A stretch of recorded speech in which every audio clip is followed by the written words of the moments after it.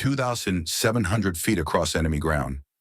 She crawled through gunfire, over razor-sharp shale, bleeding from a dozen cuts, her rifle dragged behind her. Every breath like broken glass. No orders, no backup. She wasn't supposed to be there. But when 5 SEALs were trapped in a kill box, no way out, she made a choice. 4 shots, 4 targets. 3 snipers dropped before satellites even saw them. The 4th hit shattered a steel gate lock 800 meters away. In the dark, under fire. Before we begin, tell me where you're watching this from, and what's the most powerful story of redemption you've ever known? Welcome to Grateful Stories, where tales of compassion and kindness are told. Let's uncover what really happened. The round struck with a crack that split the ridge. 800 meters below, the rusted iron gate jolted as its lock snapped clean. It didn't shatter, just gave way, like something had known exactly where to hit. Reed Lawson didn't need to shout. He was already moving. Simmons, Kelly, drag him. Go now behind him. The air was alive with chaos. Dust kicked into their faces. The courtyard they'd just broken free from burned in shadows and smoke. They didn't have time to process how. They only had time to run. Above them, far above them, Leona Barrett stayed prone on the ridge. Her rifle was steady against her shoulder, her breath calm, but her legs were soaked with blood. The shale had cut deep during the climb. The cold stung, but she didn't flinch. Barrett's eyes stayed locked through the scope. The courtyard was still under fire. One rooftop shooter reappeared. Crack. He fell. Another moved along the far wall, darting behind barrels. She shifted slightly. Crack. Down, keep going, she said into her comms. I've got you. The team turned down the alley, sprinting fast through the only exit. But there was no cover, no walls, no safety, and worse, she saw it. Movement at the far edge of the village. A flatbed truck, engine on, heavy mount bolted to the back. Barrett inhaled sharply. Lawson, technical incoming. North approach, fast, copy, no visual from down here. I have it. She adjusted the dial on her scope.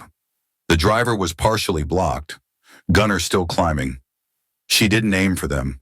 She aimed for the machine. Her reticle dropped onto the seam between the hood and the grill. 800 meters. Slight downward angle. She exhaled. Crack. The truck jerked sideways. Smoke bursting from beneath the hood. Its front axle folded inward. Metal groaned. The gunner never made it to the mount. Both insurgents bailed out, disappearing behind a broken wall. Vehicle down, she confirmed. Valkyrie, Lawson said, breath tight. You just saved all our asses. Barrett said nothing. Her heart was pounding, but her hands were still. She moved again, crawling sideways along the ridge, dragging her rifle low. Then she saw them. Flashlights. Faint. Controlled.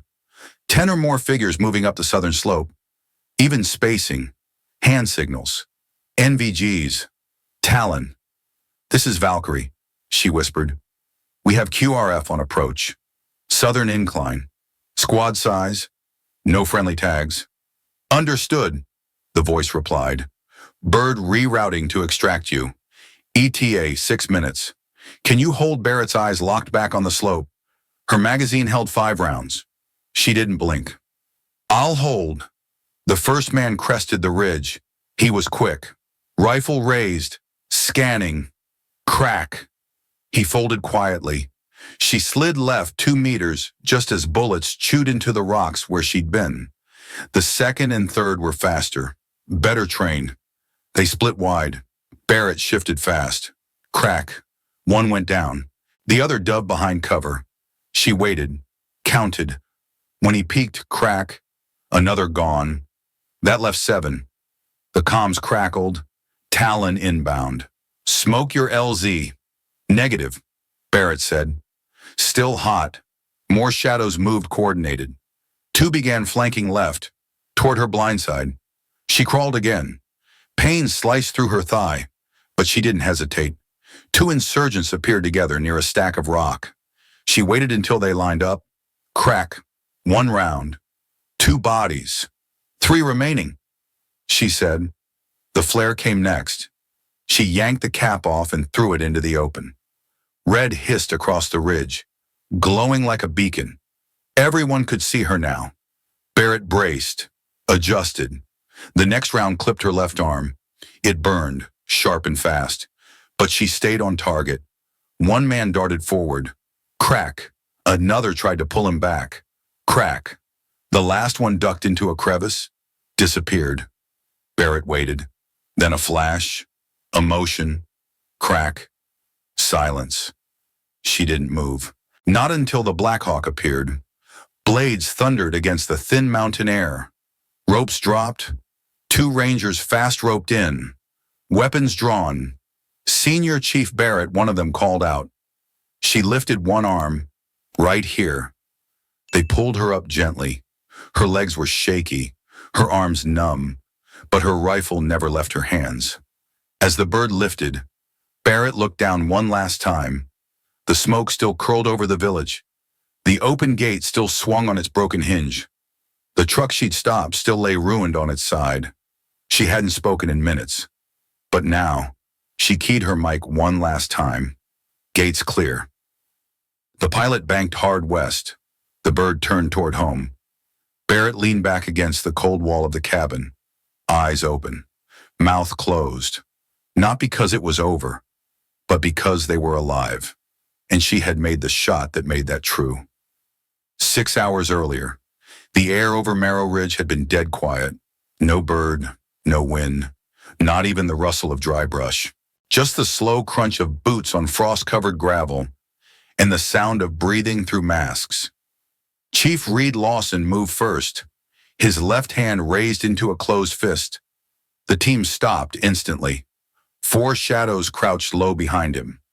Petty Officer James Simmons, Breacher Maya Kelly, Medic Carlos Ruiz, and Overwatch Sniper Senior Chief Leona Barrett, already positioned high above, out of sight.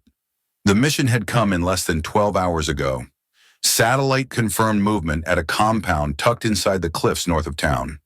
Intel called the target Ibrahim Khattab, a mid-level logistics commander with access to 3 arms routes and more smuggled drones than anyone wanted to admit. They had one chance to catch him before he vanished again. Lawson gave the signal. Kelly slid forward, placing a palm-sized breaching charge under the rear gate. The timer clicked once, then twice, then pop a low thud. No louder than a door closing. The team flowed in, rifles ready. The courtyard was larger than expected, walled on all sides, mud brick structures on the edges. A single stone well in the center, too clean, no crates, no lookouts, no movement. Simmons swept left, laser cutting through smoke. Ruiz followed behind, scanning rooftops. Kelly moved toward the well. "Where is everyone?" Simmons muttered. "No thermal hits." Barrett said over comms, "All windows shuttered. Roof's cold." "Copy," Lawson answered. His gut didn't like it. He scanned the edges again. The gate creaked behind them, still open. He turned back toward the others, and then it slammed. Metal hit metal. The bolt dropped loud and final. Before anyone could react, fire opened from above. Muzzle flashes blinked from hidden slots. Rooftop fire rained down fast, tight. "Trained," Lawson shouted. "Contact high, 2 o'clock." Kelly dove behind a wall. Simmons returned fire through a boarded window. Ruiz screamed, then dropped. "I'm hit left thigh bad." Lawson didn't hesitate. He dragged Ruiz behind the well, pressing a hand to the wound. Warm blood soaked his gloves instantly. Barrett's voice came back fast. Fog rolling in. Thermals blurred. "I'm repositioning." Lawson popped a smoke grenade to the east. A thin wall of cover hissed into the air. He looked over the rim of the well. More movement on the rooftops. Crack. A single shot from the ridge. One of the shooters collapsed instantly. Simmons muttered, "That's one," but another took his place in seconds. Then came the mortar. A low thump. Then impact. A corner of the wall collapsed. Kelly shouted, "They're bracketing us." Lawson flipped open his tactical pad. The Blackhawk was still 12 minutes out. They wouldn't last 12 minutes. Another blast shook the courtyard, throwing dust into Ruiz's mouth as he tried to breathe. Barrett checked in. 3 shooters still active. No view on the gate. Working elevation. Lawson looked up through the smoke. Leona, can you see a way out? Not yet. Crack. Another rooftop cleared. He turned to Kelly. We need to open that gate ourselves. I can set demo on it, she said. But I need 60 seconds. They didn't have 60. Then Barrett's voice cut back in. Wait. I see the lock. Lawson froze. The actual lock, old iron bar, partially rusted. I've got a partial shot. He didn't ask what the odds were. Take it. A beat passed, then crack. The sound wasn't like the others. It echoed lower, deeper. Then a distant metallic pop. Kelly stood, eyes wide. Locks down. Lawson blinked. She hit it. She damn hit it. Move, he shouted. Now Simmons threw another smoke. Kelly and Lawson hoisted Ruiz, dragging him toward the broken gate. More gunfire echoed, but something had shifted. The rhythm broke. Barrett kept firing tight, exact, covering their retreat. The team reached the alley, but they weren't safe yet. Lawson turned back just once. Through the fading smoke, he saw it. The gate bent open. The lock split at the hinge, and above it, somewhere in the freezing dark, a woman with a rifle. And nothing to prove, except that precision still mattered, and timing could break what brute force never could. The ridge was cruel, that kind of steep where every inch scraped something raw. Leona Barrett moved low, dragging her rifle with one hand and steadying herself with the other. Her fingers were torn, her elbows bloodied. Wind pressed against her back like it wanted her gone. But she kept going. Below, her team was boxed in, caught in a concrete pit designed to be their coffin. They didn't have time. Neither did she. The shale cracked beneath her boot. She dropped flat, heart pounding, waited, listened, then moved again. She found a crease between 2 boulders and slid in, flattening out onto her belly. It wasn't much of a position, but it gave her what she needed. Line of sight. She reached for her scope and clicked it on. Static cleared. Heat signatures bloomed into place. The rooftop sniper came into view, just above the east courtyard wall, hidden behind a wooden lattice, careless. Barrett adjusted windage. 800 meters, steep angle, breathing slow, crack. The sniper's silhouette twitched and vanished. Tower clear, she whispered into comms. No response. She didn't expect one. To the west, 2 figures emerged behind the gate. One had bolt cutters. The other held what looked like a charge pack. Her stomach tightened. They were trying to force their way in. Finish her team up close. She didn't hesitate. Crack. The one with the cutters flew back like a puppet with the strings cut. Crack. The second dropped before the det cord left his hand. From the courtyard, motion flared confusion. The trap had been tight, but she was tearing holes in it now. She scanned quickly. Another rooftop, someone aiming low, tracking Kelly's position behind a crate. Barrett centered the reticle, adjusted for fog, wind, crack. Another body folded. 3 down, she said. You've got breathing room. Push while they're scrambling. Below, the SEAL team surged forward. Smoke hissed across the courtyard. Kelly and Simmons lifted Ruiz. Lawson covered their rear. The exit path twisted left-tight alley. No overhead cover. Dangerous, but it was the only way out. Barrett tracked them, watching the shadows move fast. Then something caught her eye. A truck. East end of the village. Flatbed. Mount bolted to the back. 2 men climbing in. No time to wait. She shifted focus from the gunner to the grill, aimed just below the hood seam. 800 meters. Crack. The truck jerked hard. Axle bent. Smoke poured from the hood. The gunner never got the chance to fire. Lawson's voice came over comms, breathless. You just disabled a moving vehicle. Barrett didn't reply. She was already scanning for more. Rooftop, window, flash, crack, another down. She shifted right, her arms screaming. The ridge was eating her alive, but she didn't stop. Then came the voice in her ear. Talon inbound, 5 minutes. Paint your LZ. She pulled the flare, cracked it, and tossed it into the open. The red glow hissed across the stones, giving away her position. Didn't matter. They already knew. She saw the first glint of NVG's south slope. Movement, controlled spacing, 10 bodies, maybe more. Valkyrie to Talon, QRF approaching from south incline. Squad formation, no friendly tags. Understood, came the reply. Hold position, we're coming. She gritted her teeth and lowered herself again. Fingers numb, chest tight. The first figure crested the ridge. Crack, dropped. Another followed from the left. He was faster, tighter with his movement. She barely caught him before he slipped into cover. Crack, gone. Then the rest opened fire.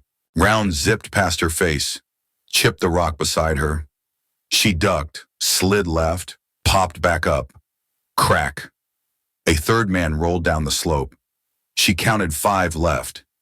Then 2 broke formation and charged, hoping she was low on rounds. She let them come. Crack. 1 dropped. Crack. The second tumbled down into the brush beside him. 3 remaining. She hissed into the mic. Talon is 2 minutes out, came the call. Smoke your LZ. She didn't answer. The final 3 moved together, smart, tight. 1 lobbed a flashbang up the ridge. It landed close. Barrett turned her face, eyes shut tight. White heat flared across the sky. She rolled away from the blast radius, fired blind once missed, then refocused. 1 shadow stood clear. Crack, down. The last 2 ducked behind a rise. She watched, steady. 1 moved, sloppy, tired. Crack. The other rose half a second later, too late. Crack. And then silence. Barrett's ears rang. Her arms ached. But the slope was still. The red flare kept glowing beside her like a dying heartbeat. Then she heard it. Blades. The Black Hawk dropped in low. Rotors screaming across the mountain face. 2 Rangers fast roped in. Weapons up. Senior Chief Barrett, one shouted. She raised 1 hand. Here. They moved quickly, grabbed her by the vest, lifted her toward the rope. She clutched her rifle tight as they ascended. From the air, the village below looked small. The courtyard, the shattered gate, the dead truck, the slope now littered with bodies. She pressed her head back against the bulkhead, eyes still open. Talon. Valkyrie is secure. Ridge is clear. She didn't say more. Didn't need to, because the team was out. The trap was broken, and the girl on the ridge, she'd done her part. The Black Hawk touched down just before dawn. Dust swirled through the outer perimeter of Fort Argonne, turning the floodlights into soft cones of amber. The SEAL team disembarked first, limping, bleeding, but alive. Barrett was last. Her boots hit the gravel with a dull crunch. She didn't glance back, didn't need to. Lawson turned to her, blood still dark on his temple. That ridge saved us, he said quietly. She gave a nod, slow and tired, then kept walking. Inside the forward ops tent, the mood was mixed. Relief clung to the air like smoke, but no one was celebrating. Not yet. Screens glowed with heat signature feeds. Drones were still circling the compound they had escaped from hours earlier. Barrett leaned over the operator's shoulder. Any sign of the target? The analyst shook his head. Negative? We're not seeing Katab's body among the confirmed KIA. She frowned. Run the feed again. East side, just before the breach. The footage replayed thermal bodies in motion. Gunfire flashes. Scattered formations. A red square blinked briefly near a back wall, then vanished into darkness. Pause. There. Barrett tapped the monitor. Rewind 2 seconds. Zoom. The image sharpened just enough to make out a figure in a keffiyeh, ducking into a convoy vehicle. The emblem on the rear tailgate caught her attention. "That's not local militia," she said. "That's hired exfil." The room went quiet. Barrett stepped back, face tight. He got out. A different analyst chimed in. "Ma'am, satellite just picked up heat trails. 3 vehicles headed northwest, toward the Blackstone Range. Mountain passes," she asked. "Likely remote valleys. No drone cover beyond that ridge." Lawson walked in behind her, holding a fresh bandage to his shoulder. "You thinking what I'm thinking?" Barrett didn't answer, because her eyes were already on the map table. Blackstone was no man's land. Jagged canyons. No clear approach. Satellite blind spots. If Katab made it there, he'd vanish, unless someone followed him now. She straightened. "I'm going." The room stilled. A few turned toward her. One officer furrowed his brow. "You just pulled an all-night overwatch and repelled a squad. You need medical." "I need the right rifle," she replied. "And a ride." Lawson stepped forward. "She's right. We won't get another chance. If he embeds, we'll be chasing shadows for months." The ops chief hesitated. "This was a SEAL mission. Next phase is Delta." Barrett didn't blink. "Then I'll go with Delta." The silence that followed wasn't surprise. It was calculation. Lawson crossed his arms. "You won't find anyone who knows how he moves better than she does. She studied him longer than anyone in this room." The commander finally nodded. "Delta launches in 4 hours. Gear up." Barrett exhaled, but there was no relief. Just momentum. Outside, the sky had shifted to a steel gray. The first edge of morning was curling over the mountains. She stepped into the gear tent, stripped off her flak jacket, and tossed the bloodied gloves aside. A supply tech brought out a custom hard case. "New optics came in while you were out," he said. "Thermal layered Schmidt and Bender. 0 to 1,200 meters." Barrett opened the case. Her fingers brushed the matte black chassis. The rifle had a name etched beneath the handguard. Not her, but someone she used to train with. She looked up. "Barrel bore clean triple checked, and we reinforced the bolt after what you did to the last one." She nodded, then turned to her own pack.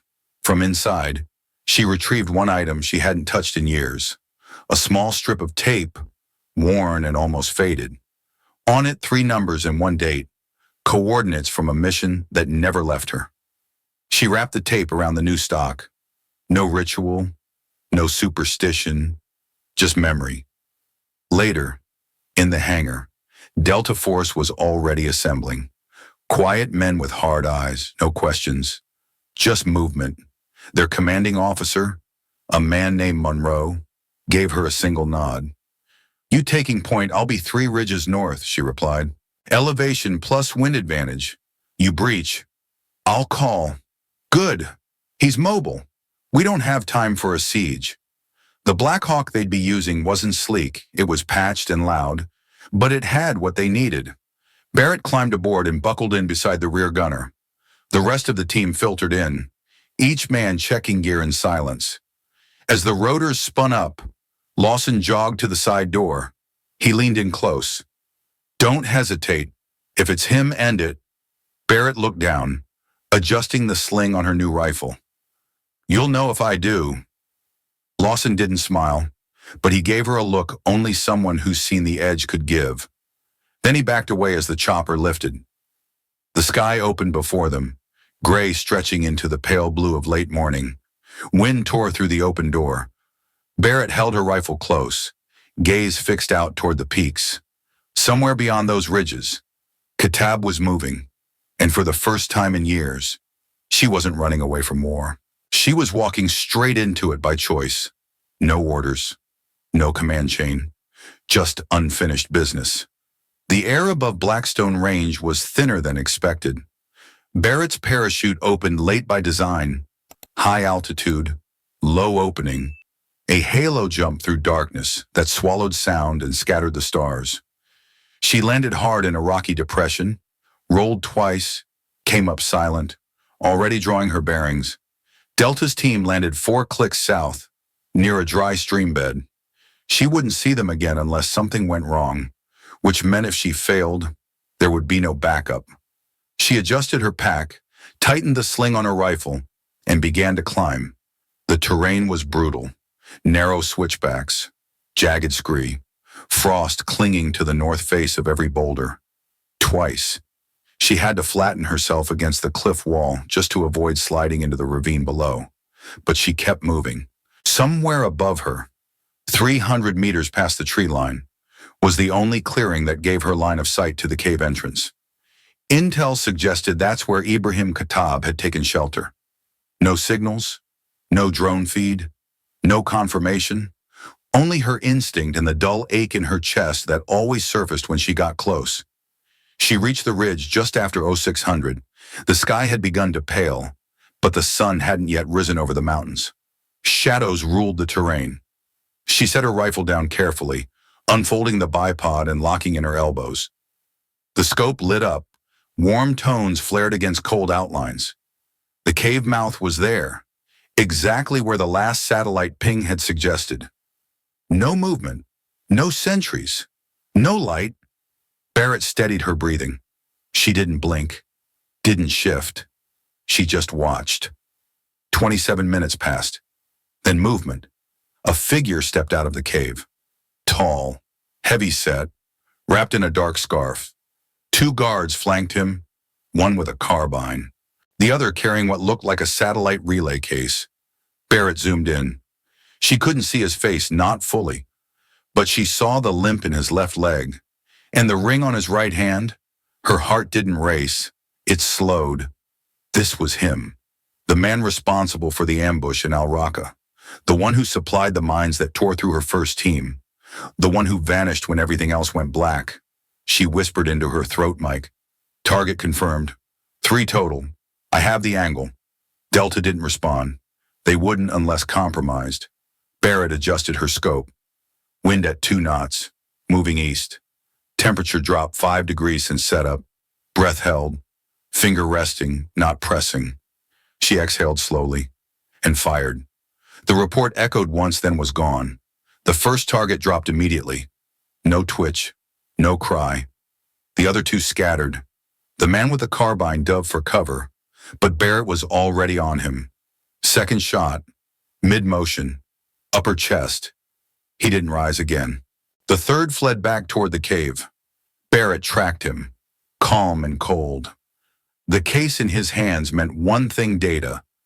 She clipped him in the leg first, let him crawl, then sent the third round clean through the relay unit, shattering it before he could transmit. Silence returned to the range, just wind and echo. She waited 10 seconds longer, then 15. No one else appeared.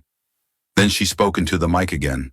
Primary down, package neutralized, ridges cold. A pause, then Delta's voice cracked in. Copy that. We're moving. Barrett didn't lower her rifle yet. Instead, she sat back slowly, letting the ache in her shoulders settle. She touched the stock. The piece of tape she'd wrapped days earlier still clung to it. The coordinates weren't from this mission. They were from the one that had taken her mentor, the one who taught her that a bullet was never just metal. Sometimes it was a promise. 10 days later, Arlington was quiet. Rows of headstones stretched in perfect silence under soft spring rain. Barrett stood alone, hair tucked under a plain black ball cap. No medals, no uniform, just a folded letter in her pocket. She stopped in front of the marker. It was modest, no emblem, just a name, a date, and 5 words taught her how to wait.